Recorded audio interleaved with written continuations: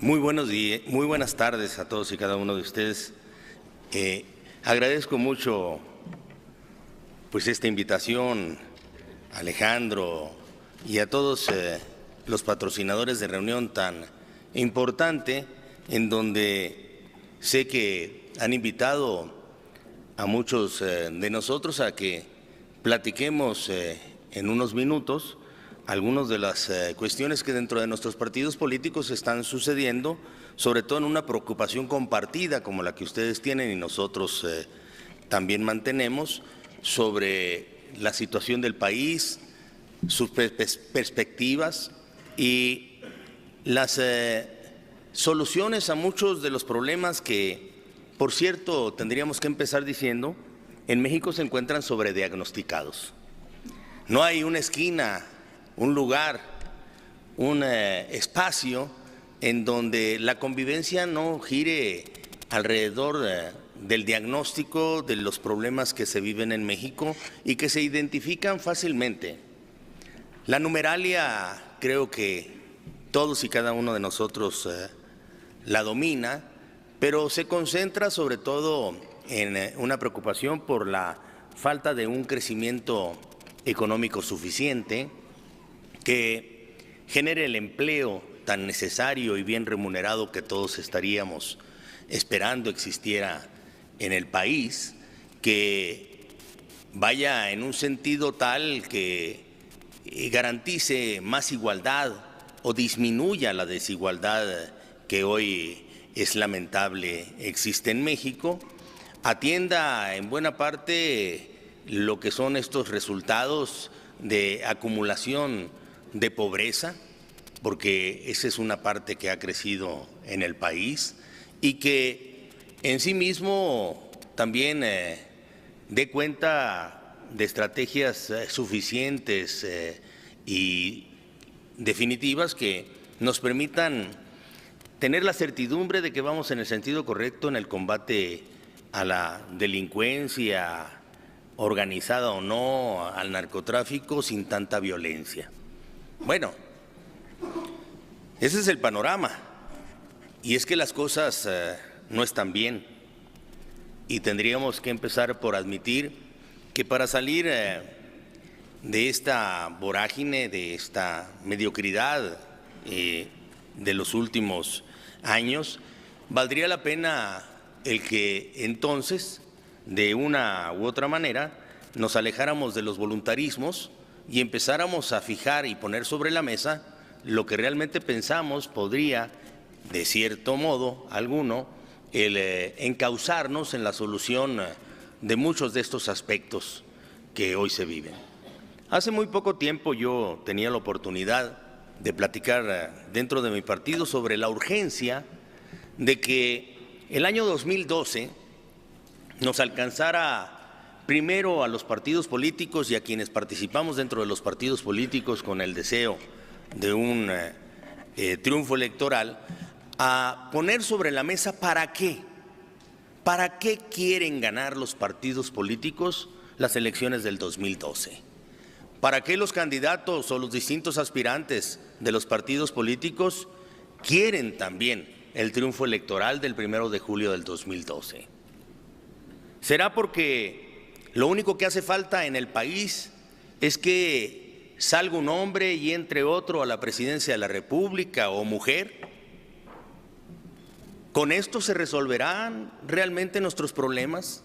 Es una cuestión de voluntarismo político lo que hace falta hoy en día con el deseo de poder resolver los graves problemas que se viven en México, o tenemos un problema estructural. Un problema estructural que tenemos que identificar con acciones precisas que nos permitan acercarnos a las soluciones correctas.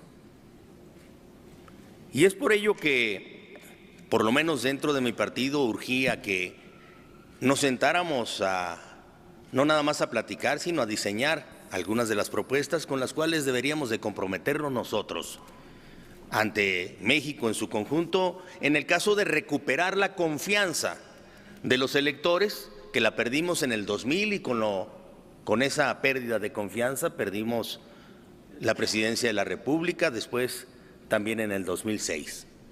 Pero hoy la mayoría de las encuestas, que se han convertido en apuestas, señalan que es muy probable que en el 2012 el PRI pueda ganar las elecciones a la presidencia de la República. Y eso nos obliga todavía más a, con la cara en alto y de frente, digamos si hemos aprendido lo suficiente nosotros, no nada más de las oportunidades, sino también de las dificultades y las derrotas. Creo que unas y otras enseñan y enseñan mucho. Y es necesario hablar de ello. Por eso, dentro de la Fundación Colosio, dentro del PRI, terminamos un documento del cual yo quisiera hablarles. Yo sostuve y sostengo que es necesario girar alrededor del cambio de ciertos paradigmas. En la parte económica, el paradigma principalísimo que nos ha asegurado que tengamos estabilidad financiera, pero que esta estabilidad financiera no nos haya traído el suficiente crecimiento económico, el empleo y sobre todo la igualdad que tanto necesitamos. No es que la estabilidad financiera sea mala, por el contrario. La estabilidad financiera es indispensable como un acto de responsabilidad para poder garantizar que el país, sobre todo en estos momentos de alta volatilidad e incertidumbre en el mundo, pueda caminar en el sentido correcto.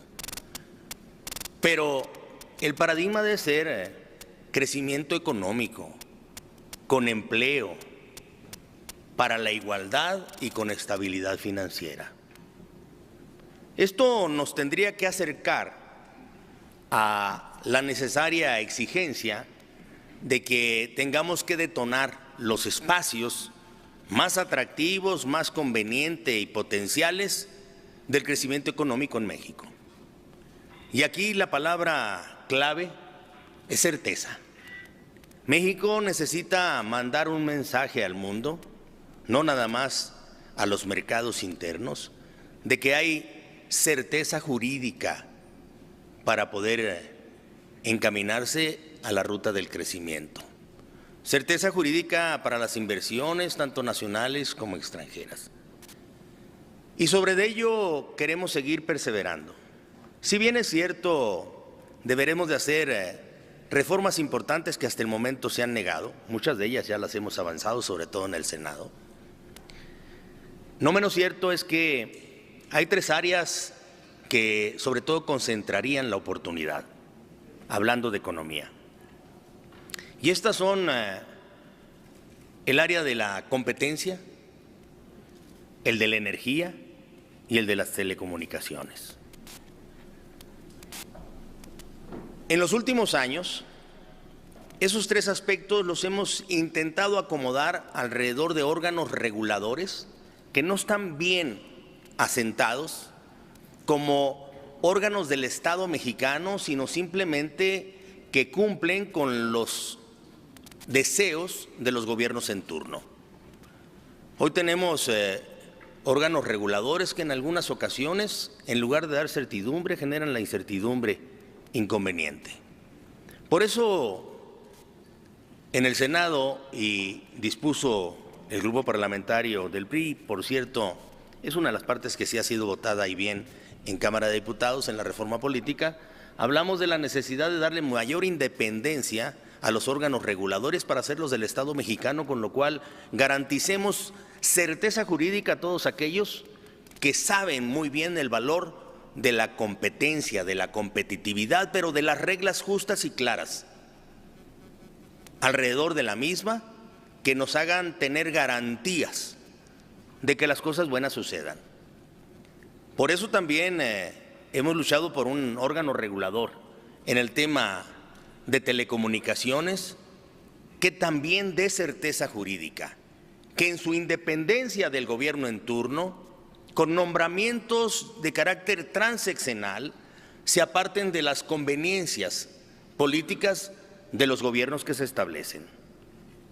De ahí que también hayamos nosotros luchado porque el órgano regulador de energía sea un verdadero órgano regulador de lo que puede ser la modernidad en ese aspecto, y no simplemente, como hoy aparece, como un órgano recaudador de la Secretaría de Hacienda dependiente de la Secretaría de Energía.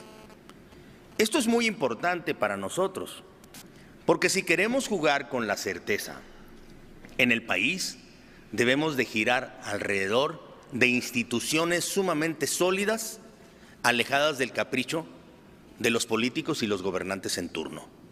Esto sí nos podría hacer vislumbrar, entonces, un México que queremos y nos imaginamos tendríamos dentro de 25 años.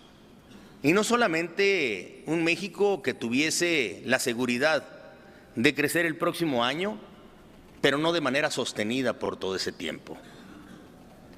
Y es que es importante definir ese objetivo. A México le hacen falta políticas de largo plazo, con certeza jurídica alrededor, para que las apuestas sobre lo que deba de suceder sean correctas y tengan garantía. En la parte social, lo que hemos planteado es que tenemos que revisar muy bien el concepto de solidaridad social que hoy tenemos. Estamos llenos de programas repletos de recursos que atienden a los pobres para mantenerlos pobres, pero no para sacarlos de pobres. El punto es cómo logramos que los pobres dejen de serlo, que tengan un nivel aspiracional correcto y que solamente lo pueden lograr a través del crecimiento económico y el empleo. De lo contrario, solamente estaremos teniendo políticas de amortiguamiento que, por cierto, en la última década o más, algunos de esos programas que no se justifican parecen estar al servicio de los partidos políticos o de los intereses políticos y se vuelven francamente electoreros. Sí es necesario, mientras no tengamos crecimiento económico y empleo, tener programas sociales que atiendan a la pobreza y eviten que la indignación sea tan alta que sea un nuevo ingrediente que nos detenga en el propósito de lograr los cambios en este país. Pero al mismo tiempo hay que evitar que esos programas sean mal utilizados. Planteamos también que es necesario el que deba detenerse un nuevo concepto también sobre lo que es la seguridad social universal. Pero no es suficiente que reconceptualicemos lo que hoy hacemos para garantizar la seguridad social, sino que obtengamos los recursos necesarios y suficientes para que eso suceda. Y sin una reforma hacendaria, sin una reforma fiscal, no lo podríamos alcanzar. Debemos de dejar de depender tanto de lo que puede ser el producto petrolero e iniciar una nueva etapa en México, sobre todo hoy que hay dificultades en el mundo y que se presentan oportunidades para nosotros debido a la buena y sólida estabilidad financiera. Estoy más que convencido y por eso es que dispusimos de una iniciativa de reforma fiscal que, por cierto, no ha logrado convencer, sobre todo en la ruta del 2012, sobre la urgencia de poder construir alrededor de ella el mejoramiento de los ingresos, que reconozca que hay tanta informalidad en México porque la informalidad ha sido premiada, aunque sea con instrumentos nobles y con objetivos correctos. Pero necesitamos hoy en día tener una reforma fiscal que premie la formalidad sobre la informalidad, que reconozca que es necesario el que nosotros sigamos girando más en la recaudación alrededor del consumo que sobre la renta y que tenga nuevas formas de recaudación en donde todos, sobre todo, tengan claridad y transparencia sobre el uso de los recursos que se van a recaudar. Creo que con un nuevo modelo de desarrollo económico que cambie de paradigma, que sea responsable, que cumpla con ese objetivo, que tenga y dé certeza jurídica a través de nuevas instituciones que garanticen la regulación económica, con una nueva conceptualización de lo que es la política social, y que esta misma no gire sobre los recursos que ya tenemos, sino sobre nuevos recursos en una reforma hacendaria. Ojo, no hablo de una reforma fiscal, sino hacendaria, porque también hay que revisar el gasto, porque hoy, como nunca, México ha tenido recursos en el presupuesto, pero hoy, como nunca en México, esos recursos no han impactado el crecimiento económico, porque hay que revisar el gasto. Nos quedaría un tercer aspecto, y esto por razón de tiempo, que es el tema de una nueva forma de garantizar la gobernabilidad. A ustedes como a nosotros, a todos nos preocupa que los acuerdos no se alcancen, que México siga girando, insisto, sobre el sobrediagnóstico, y que no se vean los temas de con qué y cómo. Para eso es necesario que se acuerde. Es que México ha avanzado mucho en la parte de su madurez democrática. Nadie puede sentirse insatisfecho, nadie, absolutamente nadie, ni incluso de los que supuestamente puedan haber resultado afectados, de que hayamos logrado tener elecciones mucho más ciertas, de que la alternancia ya esté conviviendo entre nosotros y que la democracia sea un destino y un fin de vida. Pero también debemos de cuidar, y mucho, aquellas voces que todavía se escuchan y que dicen que la democracia no nos ha traído cosas buenas, que la democracia no ha tenido resultados correctos, porque no nos ha de hecho alcanzar crecimiento económico, igualdad, disminución de pobreza, combate a la delincuencia. Y yo creo que el problema no es la democracia. Los problemas supuestos que trae la democracia se combaten con más democracia. El problema está en el viejo régimen político que no se ha modernizado. Hoy tenemos un presidencialismo mexicano que gira alrededor de la convicción de que después de las elecciones el que gana, gana todo, y el que pierde, pierde todo, y se dedica a obstruir y a buscar de qué manera las cosas no pasan. Se va a la resistencia absoluta. Es la hora de pasar de los gobiernos divididos a los gobiernos compartidos.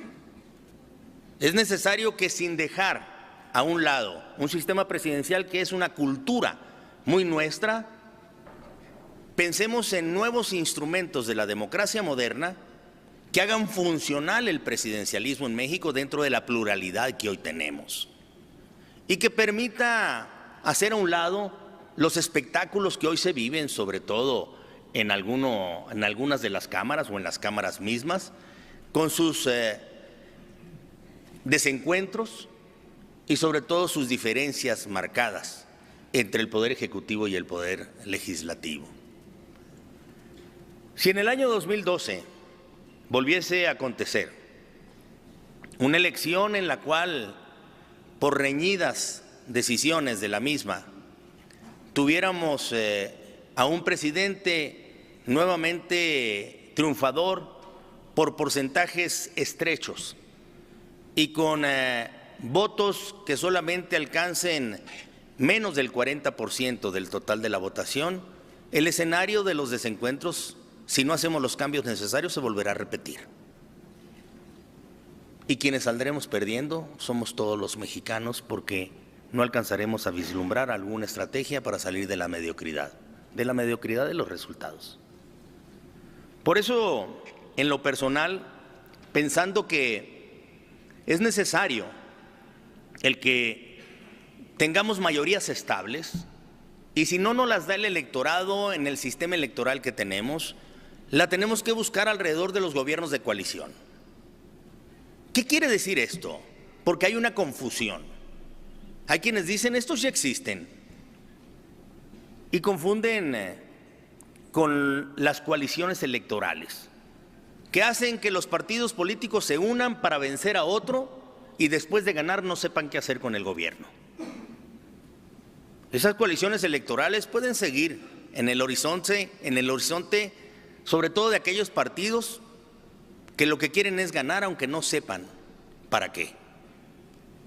Pero si logramos darle vida constitucional a la posibilidad de que el próximo presidente de la República opte, en el caso de que los resultados sean como los que platicamos, por un gobierno tradicional, esto quiere decir como actualmente se lleva a cabo, al que se le dificultan los acuerdos, o por un gobierno de coalición, en el cual los coaligados le den al presidente de la República, al Ejecutivo, apoyo a las políticas públicas convenidas, políticas públicas en educación, políticas públicas en salud, políticas públicas en economía, políticas públicas en seguridad, que hagan que los debates sean menores y los resultados sean mayores, que posibiliten lo que debe de hacer un buen gobierno.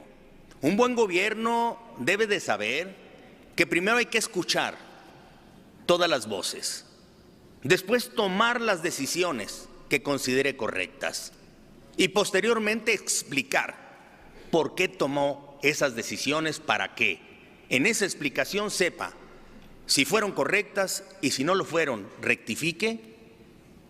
Si no llegamos a que esto suceda mediante un sistema político, todo lo demás quedará echado a la suerte.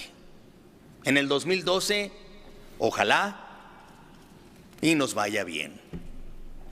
No, hay que asegurar que nos vaya bien. Y esto solamente lo puede asegurar el sistema.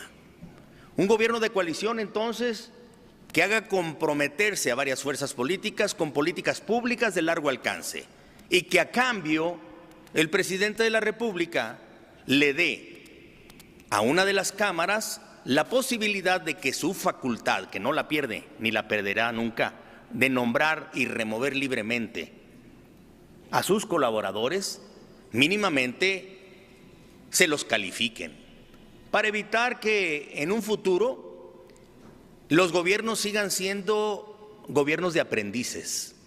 Y por cierto, muchas de las veces de personajes de lento aprendizaje. Con lo cual, lo único que aseguramos es que en el momento en el que ya creen que saben, es la hora de retirarse. Y creo que ahí perdemos mucho tiempo.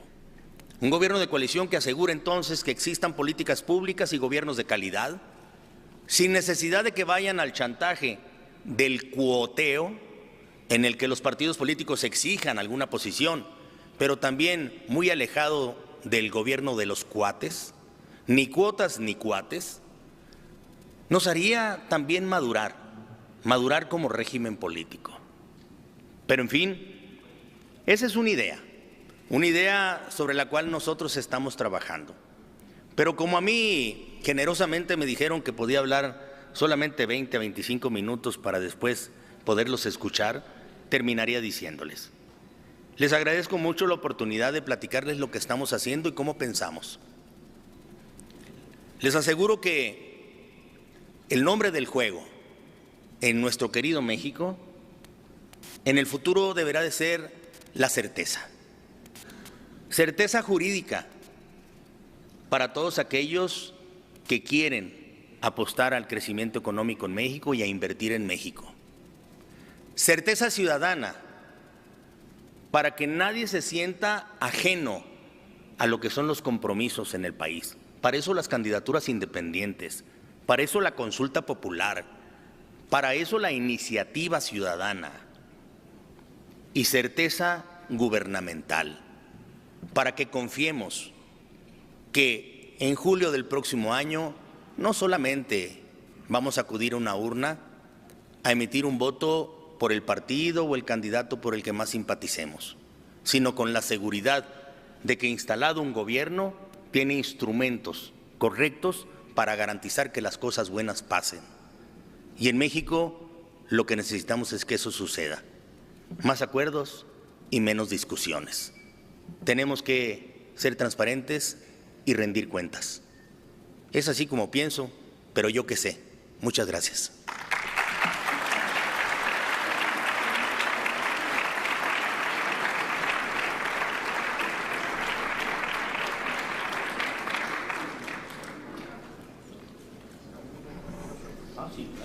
yo me quedo aquí. Siento que no hay ni una pregunta, quedaron todos convencidos. Bueno, pues muchas gracias a todos. Ahí hay una.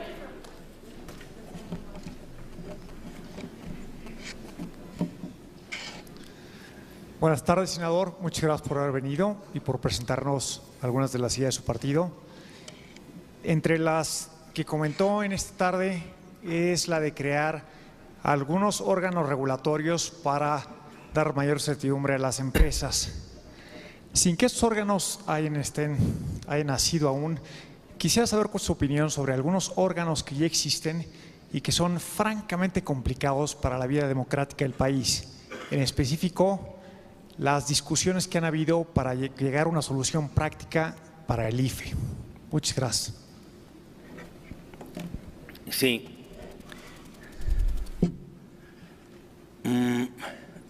Yo creo que